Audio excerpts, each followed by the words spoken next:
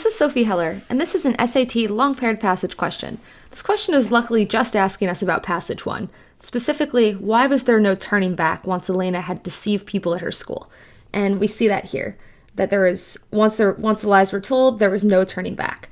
And remember, this girl's lying about everything. She says she's from the Bronx, but she's really from Westchester. She's making up all this stuff to make her life seem more interesting.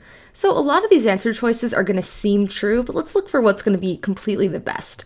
So choice A, which is really tempting, Elena herself no longer realized what was true and what was false. So we do see this sentence in line 25. Maybe Elena herself ended up believing most of the lies, but it's hard to believe that the reason there was no turning back is because she's completely deluded. So we have no other indications that she creates this false reality and ends up believing in it. It's more that she wants to preserve it for the sake of others.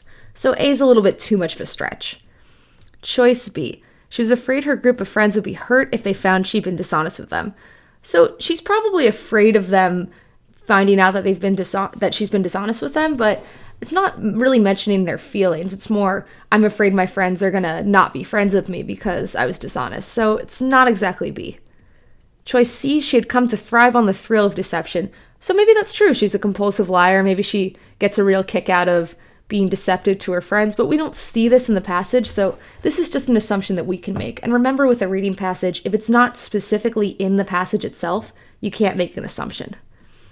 Choice D, her friends would reject her if her dramatic past turned out to be fake. So this is definitely something Elena's afraid of. So when her mom visited, Elena refused to introduce her to her friends. She was probably afraid of being found out. She doesn't want her friends to know because she thinks probably that her friends are just friends with her because she has this interesting past.